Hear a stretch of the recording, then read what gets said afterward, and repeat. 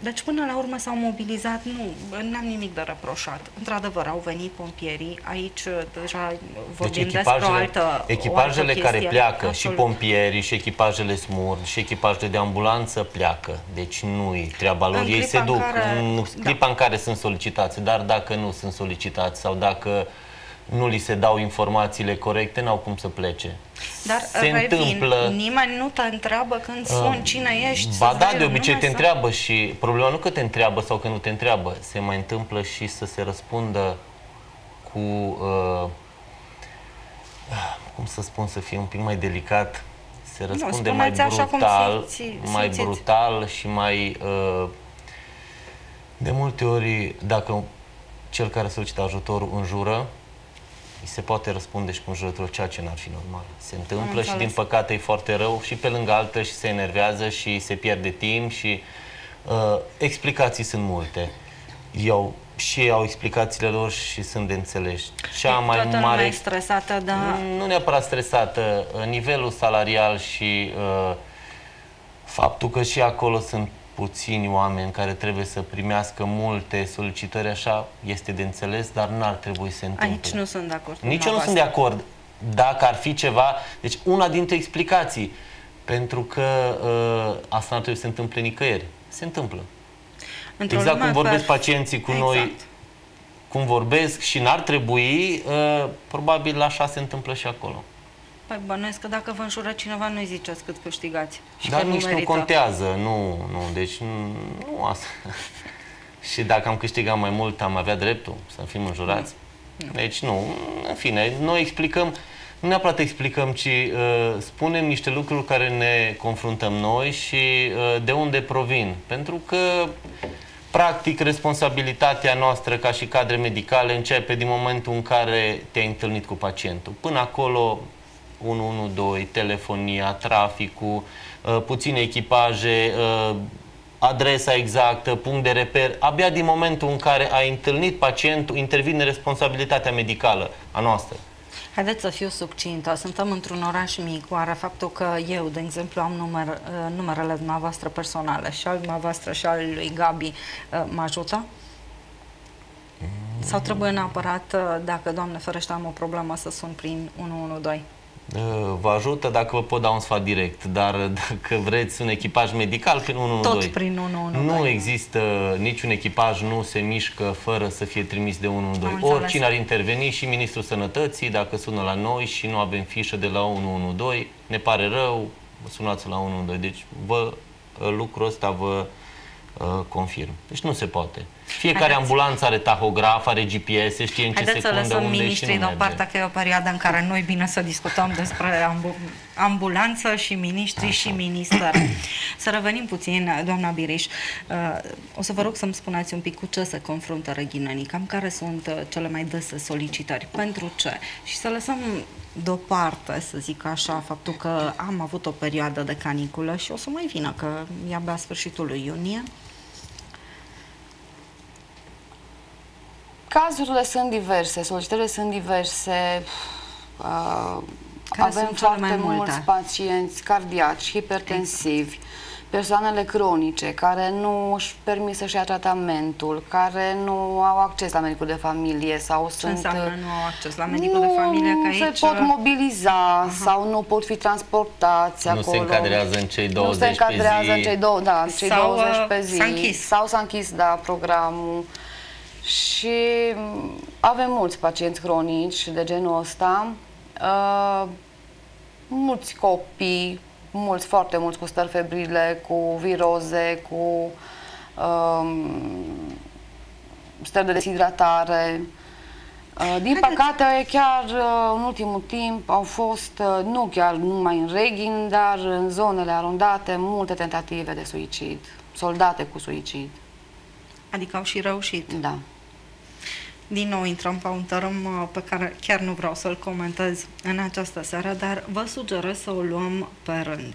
Vorbeați de bolnavi cronic și ați făcut referire, dacă nu mă înșel, în prima parte la cardiaci.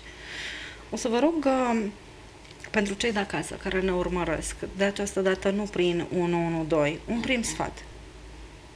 Domnul doctor, doamna Biriș, egal. Care dintre dumneavoastră vrea să înceapă? Ținând cont de anotimpul în care suntem și de schimbările bruște, de front atmosferic, de temperatură, mai ales pe caniculă și pe călduri mari, la peste 30 de grade și chiar sub, deci cât se poate pacienții cardiaci, cunoscuți, cronic, hipertensivi, să evite expunerea. Să nu se plimbe, sau cât se poate să-și reducă la minim. Dar dacă li se întâmplă ceva, dacă au o problemă și ajung să apeleze la dumneavoastră, care e primul sfat până să ajungeți la ei? Ce au de făcut? În primul rând să stea nemișcați, să nu se mobilizeze, să aștepte echipajul de ambulanță, să stea la răcoare, să nu într-un mediu umbros cât se poate, dacă au posibilitatea de aer condiționat în casă sau un ventilator sau chiar să-și deschidă geamurile, sigur. Și să nu intre în panică, asta e un lucru foarte mare, e mai greu, da, și la un pacient în vârstă și cronic. Dacă se poate, să solicite ajutorul unui vecin, a unei rude prin telefon până ajunge echipajul, să-l supravegheze. Să-l supravegheze, măcar să supravegheze și eventual poate și să repete solicitarea ambulanței, să dea date suplimentare în caz că se agravează situația. Și atunci echipajul știe la ce să se aștepte. Intervin acele coduri de da, care vorbea intervin domnul codul, doctor. se schimbă codul, sigur. O să le detaliem. Sau, dacă toți suntem aici, domnul doctor, ce cu codurile astea? Le-am mai discutat acum vreo 2 ani. Ultima emisiune pe tema asta am avut-o, vă spun eu, în 7 octombrie 2011. Nu, 2010. Eram mai tineri. Poate codurile, unii rămân. Codurile au rămas la fel. Adică? În cazul apelurilor telefonice, când nu ai contact direct cu pacientul, nu poți să-i pui un diagnostic. Știți, de multe ori, chiar dacă ai contact direct cu pacientul și asta se întâmplă în spital, nu se pune diagnosticul pe loc. Trebuie să investigații, cu atât mai puțin la un apel telefonic. Și pentru a se evita pierderea de timp și, de fapt, un lucru care nu se poate face, să pui un diagnostic prin telefon, s-au introdus codurile. Codurile sunt pe plan european de mult timp, codurile roșu, galben și verde, ca la un semafor, oarecum ca la un semafor. Cod roșu înseamnă acele afecțiuni care nu pot fi amânate. Nici o afecțiune nu poate fi amânată, niciun simptom nu poate fi amânat, dar unele sunt totuși mai acute decât altele. Nu pot fi amânate cu niciun motiv. Au nevoie de asistență medicală cât mai specializată, cât mai repede. Deci asta, dacă se poate, echipaj cu medic, dacă nu cu asistent și dacă nu, în cel mai rău caz, cu paramedic. Pentru că sunt situații în care viața este pusă în pericol și cu cât se intervine mai repede și mai competent, omul are șanse mai mari să își revină. Codurile galbene sunt afecțiuni cu potențial de agravare în 20, 30, 40 de minute, care în momentul respectiv, dacă nu se poate interveni, devin coduri roșii și atunci se tratează ca un cod roșu. Codurile verzi sunt, un exemplu, o febră, o colică abdominală care durează de câteva zile, durere abdominală sau o cefalee fără alte simptome sau cineva consideră că este bolnav. La anamneza scurtă care se face prin telefon de către 112 nu apar, conform unor întrebări, nu apar probleme deosebite. Asta nu înseamnă că nu sunt.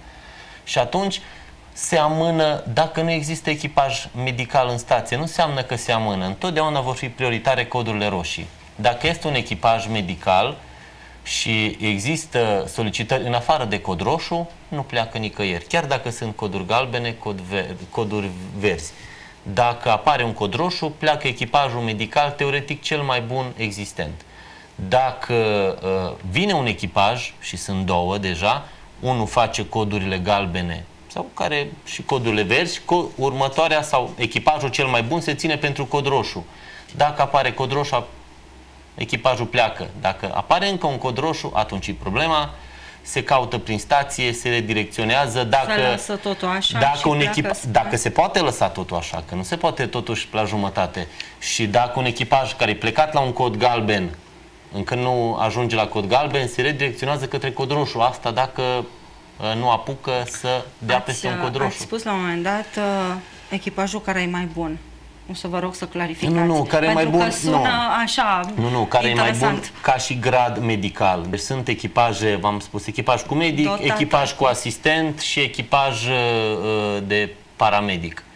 Vorbim de echipajele, mai sunt echipajele doar cu ambulanțier, care e unul singur, echipajele cu paramedic sunt 2 sau 3, deci compensează haideți, spuneți-ne, vă rog frumos, care e situația la Reghin? Cât sunteți? Cum sunteți? Cât suntem? Acum, dacă îi lăsăm și pe cei din concediile medicale... Vă spun în principiu clasificarea ambulanțelor, ca să știe lumea. Deci sunt 3 tipuri de ambulanțe în mare, A, B și C. Noi lucrăm pe coduri, suntem un pic mai tehnici.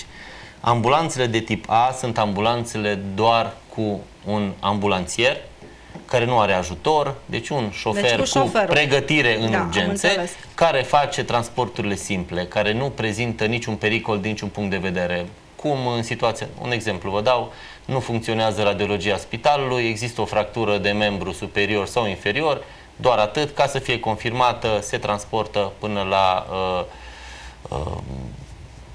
röntgenul din Mihai Viteazu și retur.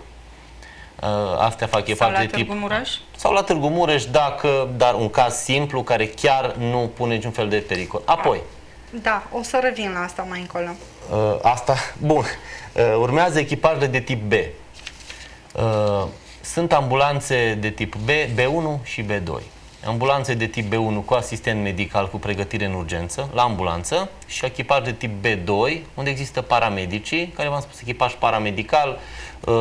În zona noastră sunt 3 echipaje de paramedici foarte bune, colaborăm foarte bine cu ei, sunt oameni ok, deosebiți, deci nu sunt probleme. Deda, Reghinu și Băneștiu.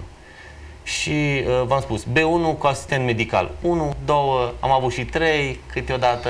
Bun. Și mai există echipajele de tip C, echipajele cu medic, care sunt de tip C1 de terapie intensivă, mobilă, la Smurd, la Târgu Mureș, echipajul, și de tip C2, medic de urgență, la Smurd, la ambulanță. Deci există un singur medic la Smurd, în Târgu Mureș pe mașină, restul echipaj de tip C2, Reghin, 2 la Târgu Mureș la ambulanță, Sighișoara... Și Reghinul câtă ambulanță de tip C2 are? Una singură și din decembrie, care lucrează C2 când există cei 2 medici și lucrează B1 când medicii... Dar câți medici sunteți acum? Că toți 2. Toți 2. Toți 2. Am înțeles, o grămadă.